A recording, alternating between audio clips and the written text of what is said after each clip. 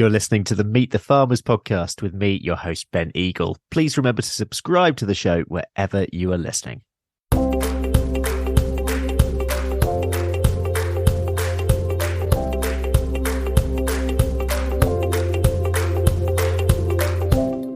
Hello, everyone. Happy New Year and welcome to episode 181 of the Meet the Farmers podcast with me, Ben Eagle.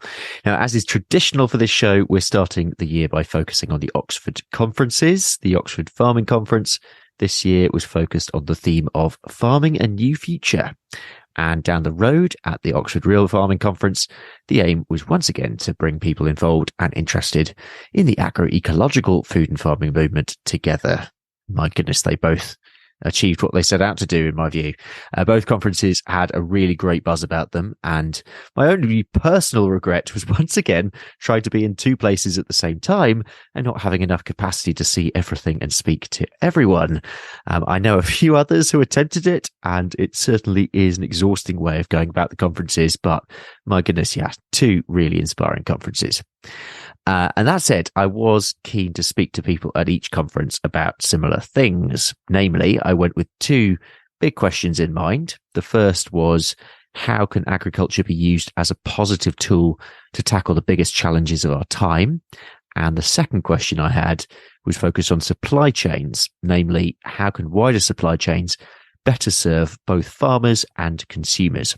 And these conferences are really about taking some time to think about the bigger picture, which don't really feature in our day-to-days when most of us are focused on the here and now. But that bigger picture is vitally important, especially when it comes to finding solutions for the bigger issues such as climate change and food and climate justice. At ORFC, in particular, there was a lot of talk about localism and building local structures to support farmers and growers to connect with their communities through slicker supply chain models. And similarly, this supply chain question was mirrored at the Oxford Farming Conference down the road, especially focused on the issue of fairness and ensuring that farmers in particular don't bear the brunt of the expectation and critically cost when it comes to adapting to a future where sustainability, climate, welfare and other issues become increasingly important to both consumers and indeed society at large, including those within the food and farming sector. The Oxford Farming Conference report this year called for, and I quote, fairness, net zero cost sharing and the recalibration of value sharing throughout the UK's food supply chain. So fairness was key in all my discussions. On the issue of fairness, I spoke briefly with mixed farmer and Deputy President of NFU Cymru, Abby Reader, at the Oxford Farming Conference and asked her what her priority would be at the moment relating to fairness within the supply chain, specifically dairy. The key thing about fairness in supply chain for me at the minute is waiting for DEFRA to sort out the legislation on dairy contracts. I think that it is the perfect blueprint that then can be rolled out to other sectors. And the best example I can have, in the last 24 hours, I've received off a farmer notification from a dairy processor using their current powers of discretionary pricing to try and explain away what is probably a poorly formed contract with their buyer, which is now going to have an impact on the farmers, and they're just going to change their milk price in the next 30 days because they can do that. Until we get this legislation in contracts, we are not going to stop this. We need more responsible deals being made by processors and people further up the chain when they're selling the food on our behalf.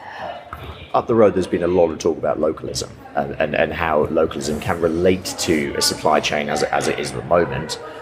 What are your views on that? I think it's absolutely brilliant. I think that as an industry, we should all be aiming for it. It is not going to happen overnight, and it requires such a massive cultural change by citizens, as Sir Tim Smith called them yesterday, but people everywhere. At the moment, people will shop in a supermarket because that's what they do. They're time poor people. We're going to have to change this huge culture if we want something that's more local. So it's going to take time, but brilliant. Abby, thank you very much. No worries. Thank you.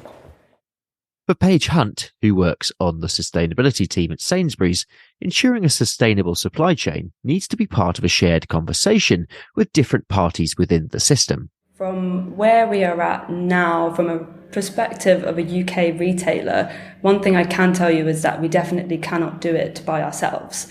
And so we've got to a point now where our supply chains are so interconnected and linked that every retailer essentially has crossovers amongst their supply chains.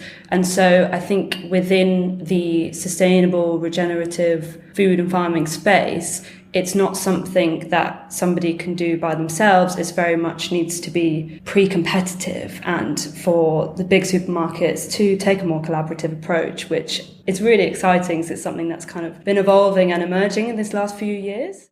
But integrating this conversation between different actors in the food system isn't going to happen overnight, as Abby Reader insinuated. Some speakers at the Oxford Real Farming Conference are calling for something far more radical, an overhaul of the entire food system, and indeed feel that the changes in practice are already happening. I sat down with Satish Kumar, who is the founder of Schumacher College and editor emeritus at Resurgence and Ecologist magazine, and asked him how agriculture really can be a positive tool to tackle the biggest challenges of our time, and indeed what those challenges are. For me, the two biggest challenges of our time, one is climate change and the other is economics. And farming can play a very important role in solving those two problems. First of all, climate change. At the moment, agriculture contributes something like 30% of carbon emission. It's very energy intensive. I think the Real Farming Conference is advocating more people involvement and less energy involvement. Because at the moment in Britain, less than 2% of people are engaged in growing food. And even those who are engaged in growing food don't want to remain engaged in growing food. It is seen as if growing food is only by the machines or by people who are uneducated, not very smart, not very clever, have not been to universities. So it is very undervalued. So in order to solve the problem of climate change, we need to revalue and bring more dignity to farmers, and more dignity to growing food, and more people involved in farming, rather than all robots and technology and computers and other kinds of machines growing our food, and we becoming alienated from food. We just want to eat but don't want to grow, don't want to do anything about it, don't want to cook. That psychology has to change. I think you can use technology for producing cars, computers, and cameras and all the machinery. But for food production, food for me is sacred. And a relationship between land and people should be sacred and should be imaginative, should be creative, should be ecological, should be spiritual, should be social, should be community. Land is our community. And we should not see land only as a resource for making money. So that's the one big change. Secondly, economics. I think food should be the main part of economy. At the moment, we think in Britain, banks are very important. The city is very important. And the city is put very high in our economic system. I would say the governments, the ministers, the bureaucrats, the civil servants, the professors, the lecturers, the teachers, the doctors, they all think that agriculture is just not economy. I think economics of agriculture has to be put at a higher level.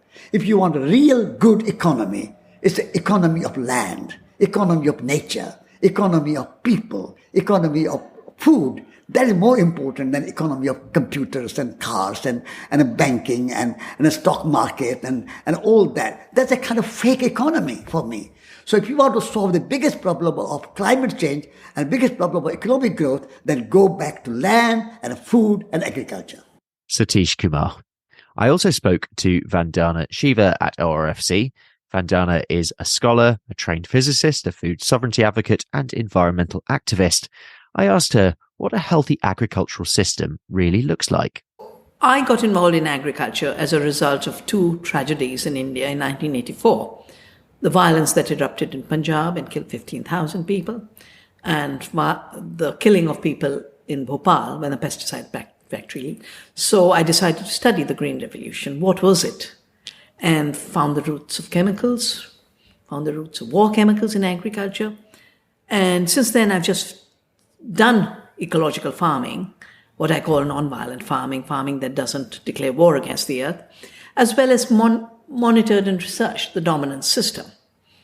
It became extremely clear very early to me that ecological farming thrives on biodiversity. Chemical agriculture, industrial agriculture must wipe out biodiversity because chemicals and biodiversity don't go together. Monocultures and chemicals go together. So the world is spreading monocultures of a few globally traded commodities. We're not growing more food. 90% of the corn and soya goes for animal feed and biofuel, and that's why you have hunger, even while commodities grow. How do we address these big crises of biodiversity erosion, climate change, denial of the right to food? Through ecological agriculture. That's the way, a biodiverse intensive, rather than chemical intensive, a biodiverse intensive. Agriculture means the care of the land. It's been reduced to war against the land. We need to bring it back to care. Our work in Navdanya, the movement I started, which means 9 seeds, has regenerated biodiversity. We've saved thousands of seeds, but we don't just save seeds in a museum. We grow this diversity. And out of this diversity, we grow more food because nutrition enhances the more plants help each other and the more soil organisms help the plant. The richness of nutrition in food is related to the health of the soil biosphere. And that's reflected in our gut biodiversity. So health, now it's known, the harm to health is because our gut microbiome is being assaulted. That's because we have monocultures and chemicals. And that's because the soil is dying and nutritional empty commodities don't nourish the food web. We need real food to nourish the food web. That's why I'm very happy to be at a real food conference, because that's what we need. So we've regenerated biodiversity. In the process, we grow more health and nutrition per acre. On less land, we can feed more people. And we heal the climate cycle, the carbon cycle. And through this, we actually can, in 10 years' time, that if all farms maximized the healing of the carbon cycle and the nitrogen cycle, we could, in 10 years' time, draw down all the excess emissions. Of course, we have to stop the fossil fuel use. And we can do better farming without fossil fuels. We can do better farming without fertilizers, because the soil is has its own way of making soil fertility way beyond nitrogen, phosphorus, potassium. For Vandana Shiva, localism provides a sustainable answer to a future food supply structure. She suggests that the model that is currently in place is in need of radical overhaul. But is it broken? I asked that question to Sue Pritchard, CEO of the Food, Farming and Countryside Commission. I don't really believe in the phrase a broken system. I think when we use the phrase broken system, what we're probably not doing is noticing who's the actual beneficiary of the way the system's working at the moment. And that report is a really good case in point. What it reveals, what it illuminates, is where the real beneficiaries are of the way the system works at the moment. And at the moment, the beneficiaries are global agribusinesses and commodity traders who, as much as we're hearing about the cost of living crisis and rising food prices and pressures on food, we're also hearing about commodity traders and the commodities businesses and the big global agribusinesses and, frankly, some retailers continuing to make substantial profits in exactly the same way as some of the energy companies are making profits from the fuel crisis. So shining a bit of a brighter light on who the current beneficiaries are of the way things work at the moment and asking ourselves, is that fair? Is that just? Is that a correct distribution of risk and reward when primary producers, when farmers are constantly taking risks within their own businesses to produce the things on which we rely? Is it right that they receive so little reward for that in many cases? And is it right that citizens are struggling to pay for food on the table when there's still masses of value being sucked up by other players in the system? So I think the opening report on supply chain starts to point to that very well. And we'll be telling that story to citizens when we do our work this year and finding out what citizens think about that question. Sue Pritchard. Phil Horton is a retailer and entrepreneur who has built a business with localism at its centre. He founded the Better Food Company in 1992 as an organic delivery service operating from a warehouse in Bristol. The business went limited in 1998, and it now has 4 stores in Bristol and works with producers across the southwest. I asked Phil to reflect on the way that the broad supply chain works for producers. The current way of approaching it is for the most of the way the world works is most certainly broken. It's what I term extractive. It's kind of pushing and driving for efficiency and how much extraction profit can we get out of this. And inevitably that's become quite slick over the years, and as technology progresses, it's enabled a lot of larger companies and the system to try and be more efficient and to get more value. The worrying things about that is that actually it always disregards people and culture and people's well-being. So it's extracted at the cost of people's well-being. And the bottom of that chain, in terms of how it's all run, has always been farming.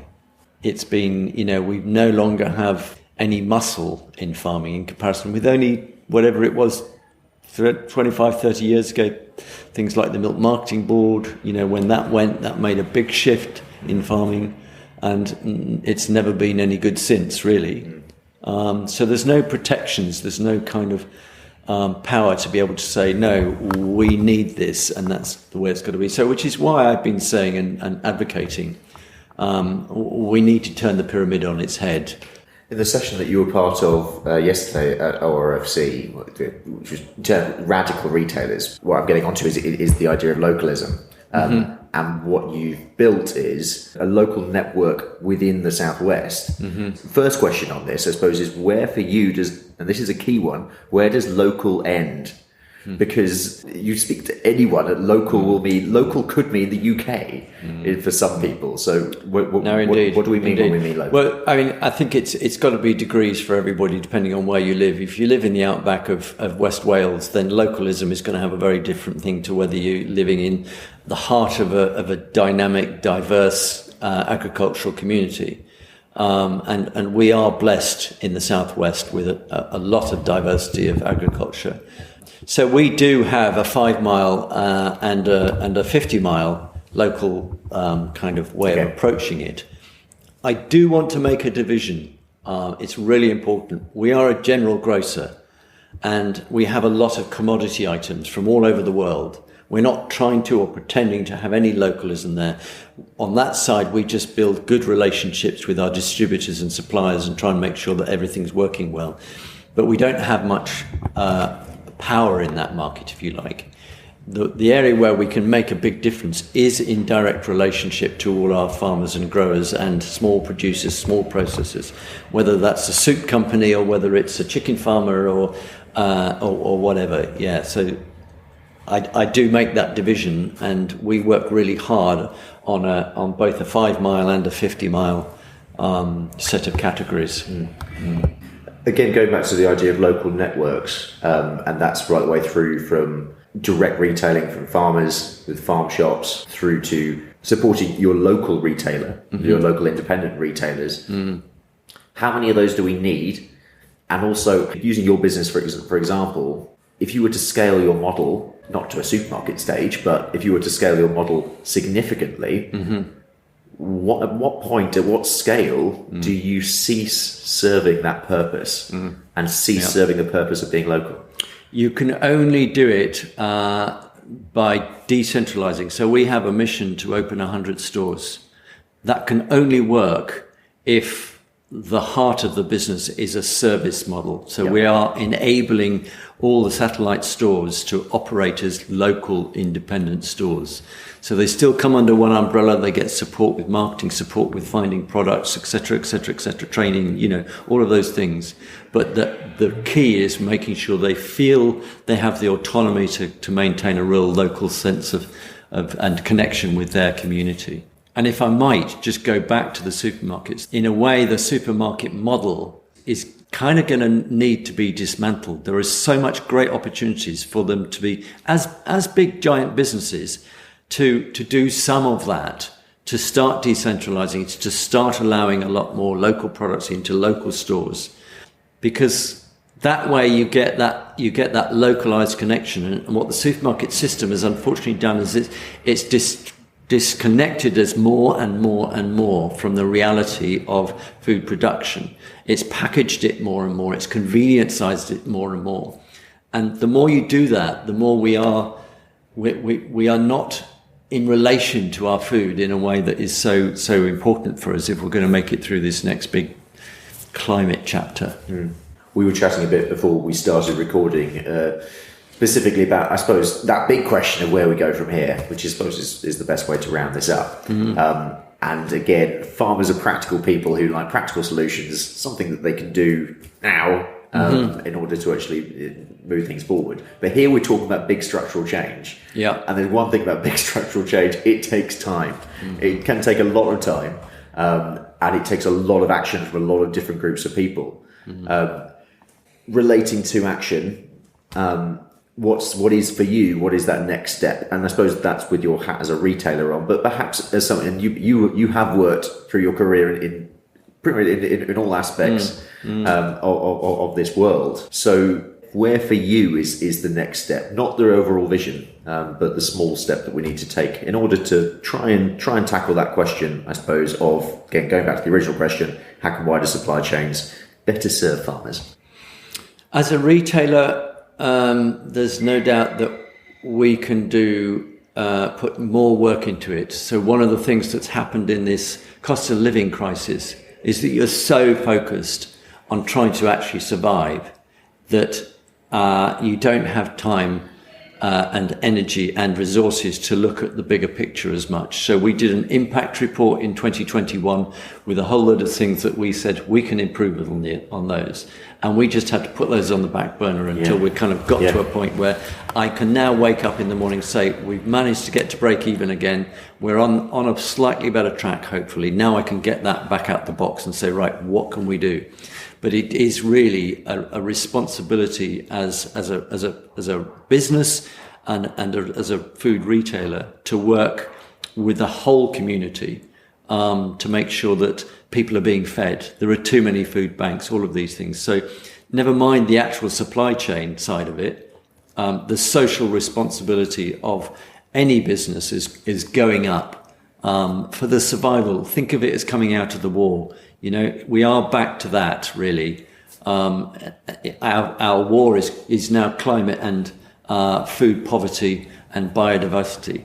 But it's the same thing, actually. We all need to pull together and really, really knuckle down. Supply chains, well, for us, it's about picking up the phone more often and talking to our suppliers and saying, how is it going? What do you need? And it's that kind of relationship that I think that the whole supply chain can do better at. Phil Horton. So we have to ask the question, as Sue Pritchard raised, as to who the current system benefits. Is it sustainable? What does it do well? Is it indeed a single entity in itself, or actually many different forms of food supply that are all going on at the same time? Can we do things better? Could we be more diverse? All continued challenges that the food and farming communities will tackle over the next decade as all involved work together to tackle the challenges of climate change and a fairer society. Delegates at each conference may have different outlooks and solutions to tackle the issues, but it certainly feels as if everybody is now on the same page when it comes to the need to find solutions and that those solutions need to be acted on as quickly as possible. Phil Horton underlined that necessity for action. It's not even about the farmers, it's about the survival of humanity. We've really, really got to understand this. It does, profits can come and go, but humans will not come and go. They'll be gone and then they won't be there. And we've got a very finite time in order to save humanity. Do we really understand that? Every farmer is dealing with what they have to do today. Every business is dealing with what they have to do today. I know that because I'm a business person. But if I don't remind myself every day, almost like a meditation, actually what matters is dealing with climate. And if we're going to deal with climate, we have to look after our farmers first. I'm 64. When I was 28, when I started, I knew about climate change. I knew, I remember driving across the Somerset Flats with my sister going down to pick up some chickens from a chicken farmer in Somerset for my first shop. And I said to my sister, one day this land could be underwater. The sea could have risen to that. So we had that awareness, 40 years, getting on for 40 years ago. It's taken us this long to start to wake up, and we've got a lot of waking up to do in a very short space of time. Next year's theme at the Oxford Farming Conference will be focused on diversity. Sue Pritchard told me what this announcement means for her. Well, as you can see, unfortunately nobody else can, I am mopping buckets of tears from my face at the moment for after such an extraordinary conclusion to conference. Not only Sammy's incredible presentation about cracking on through adversity, but actually the handover from Emily to Will, the new conference chair, was really, really moving, really, really emotional for me. And Will's taken the opportunity to announce the new theme for next year, and I hope I'm not going to spoil his thunder if I say it is going to be the power of diversity, which feels like such an important theme to be taking on at this point in time, thinking about diversity in all its forms, the usual definitions like race and gender and class, but also diversity of thought, diversity of enterprise, diversity of business and scale. It was just 3 years ago that FFCC worked with OFC directors to sponsor the Fringe event on diversity and inclusion, and to see it coming to the mainstream of the stage in 3 short years is really moving, and I am really excited, so looking forward to supporting OFC directors in any way that I can to help them bring another brilliant conference to life in 12 months' time. Well, we'll leave it there today, but thank you to everybody who spoke to me at the conferences, including Satish Kumar, Vandana Shiva, Abby Reeder, Sue Pritchard, Paige Hunt, and Phil Horton. Thank you also to the organisers of both conferences for allowing me to attend, and to the comms teams at both, including Jane Craigie and Sarah Buckingham. Next week, we'll have Cornish dairy farmer Hayden Dark on the show, and on the Rural Business Focus podcast. Do go over and listen to that if you haven't already. We're talking about how to form positive habits in your daily and weekly routines. Please do rate and review this podcast wherever you're listening. That helps others to find us and ultimately for us to grow. You can also support the podcast on Patreon. A huge thank you to those of you who already do that. You know who you are. Big thanks, honestly. For now, though, thank you very much for listening. Happy New Year, and I will see you next week.